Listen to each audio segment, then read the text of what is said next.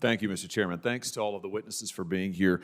I want to visit with you, Ms. Metsky, but before I do, I just want to clear one thing up. Professor Bridges, you said several times, you've used a phrase, I want to make sure I understand what you mean by it.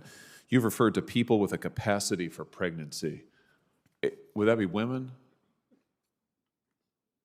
Many women, cis women, have the capacity for pregnancy. Many cis women do not have the capacity for pregnancy.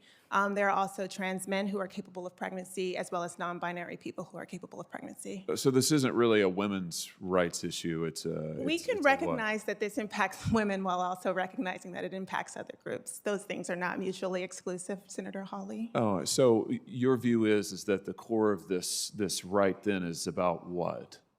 So I want to recognize that your line of questioning is transphobic, and it opens up trans people to violence by not recognizing that. Wow, you're saying that I'm opening up people to violence by asking whether or not women are the folks who can have pregnancies? So I want to note that 1 out of 5 transgender persons have attempted suicide. So I think it's important because of my line of questioning? So we can't talk about it? Because denying that trans people exist and pretending not to know that they exist I'm is denying dangerous. that trans people exist by asking you if you're talking about women having pregnancies? Do you believe that men can get pregnant? No, I don't think women can get So pregnant. you are denying that trans people exist? And that leads to violence? Is this how you run your classroom? Are students allowed to question you? Absolutely. Or are they also treated like this, where No, they're told that they're opening up people to violence? We have a good time in my class. You should join. I bet. You might learn a lot. Wow, I would learn a lot. I've learned a lot just in this exchange.